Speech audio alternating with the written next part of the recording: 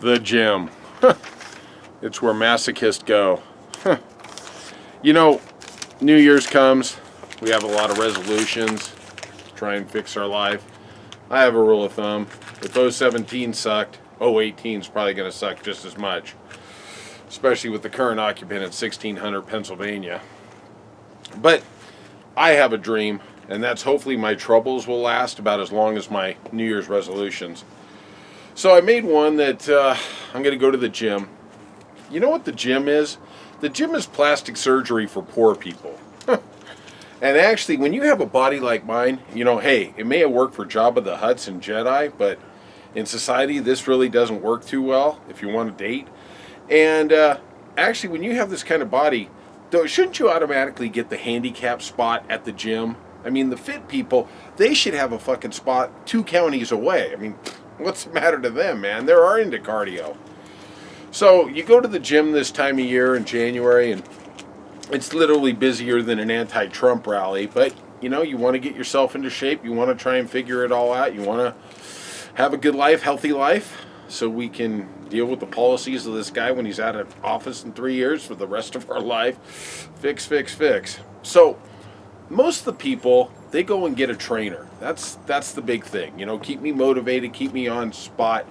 They get the Jillian Michaels, the Billy Bush. They get these physically fit freaks that you'll never get to their body, but, you know, you keep a hoping, and you can look at their ass, I guess, when they're not looking. And me, I went a different way. Yeah, I'm a little more on the offbeat. I went and got a guy who just got released from the local Chino prison. You know, hey, I like to shop locally. And he was going to become my trainer. Now, most people think that the prison workout is being raped in the shower by 4 skinheads. Actually, that's considered pleasure inside the yard. But for me, I wanted to do things a little different. I wanted a little more effective. And I got to say, my trainer does a really great job of it. One of the first sessions, he says, "John, do you want to increase your cardio?" I said, "Hell yeah, I sure would." So he stole my car. Then he said, "Hey, John, do you want to cut your food intake, your caloric consumption?" And I said, "Man, that would be optimum." So he stole my watch and stole my credit cards and all my money. He left me my silver in the pockets, so I guess that's something. But yeah, it's a little different, but it's pretty damn effective. So we get into the gym, me and my trainer, and he says, "John, you can pick out the first machine." Immediately, I make a beeline for the vending machine. Snickers for me, thanks.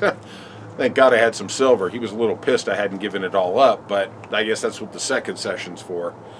And then we go over to a bench, and he does what we call a freeway workout. Yeah, we live here in Los Angeles. Beautiful. That's why I'm wearing the sunglasses, right? It's part of your birthright. And he calls it the freeway workout. And he picks up weights that correspond with freeway numbers, like 105, 110, 210.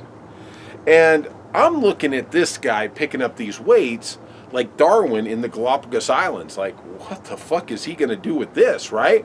I mean, is he going to take one of these weights and demo one of these walls and do a gym expansion?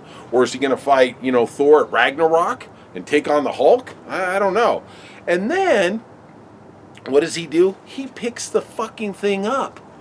I'm like, oh my God, wow, man, he's going to actually go through the floor. No, he actually did it. And he does a couple sets, and then he puts them down. It's literally like an earthquake, you know, 4.3 on the Richter scale. Hey, I can use some earthquake work. I'm in construction. And then he looks and goes, "Are you ready?" I immediately look around like, let's pray like fuck Vin Diesel or The Rock's behind me, because I can't do that. So I look around, I go, "Yeah, I'm ready." Fuck. Right. It's like saying, I want to serve for the Trump administration. So I walk over to the bench, and there's this guy code. And the guy code is that you would rather die than admit you're a pussy. Okay? You don't want the shame, you don't want the humiliation, and I guess we found out now that if you are actually a pussy, all that really happens to you is you get elected president in 2016. So I'm lifting these weights, and literally my life is flashing before my eyes. I'm thinking, oh my God, I never told my mom I loved her. My girlfriend and I just broke up. I got nothing to live for. thank God I claimed 0 and 8 on my taxes, so I really screwed the government on that one. And I start to contemplate these little things in life, like, is there an America town in China? Then I start to contemplate, are there more panhandlers on the freeway off-ramps of Los Angeles or during the 1840s gold rush here? I don't know. So I do a couple little feeble ones, trying not to cave in my very weak and feeble chest. And he finally takes pity on me. I guess he wants to write this off on his taxes as a charitable contribution. He goes, you know, you had enough today. Yeah, the 1 hour workout, which actually takes 5 minutes. I think this is some nefarious plan by the trainers. They push you so hard for 5 minutes, they can take the other 55 minutes off and watch Ellen. So finally, we get done with this whole 5-minute workout, which seemed like it was a whole 8, 12 minutes. And he says, finally, he goes, what final machine do you want to end the day with? And I looked him in the eye and said, give me the defibrillator on the wall. Peace out.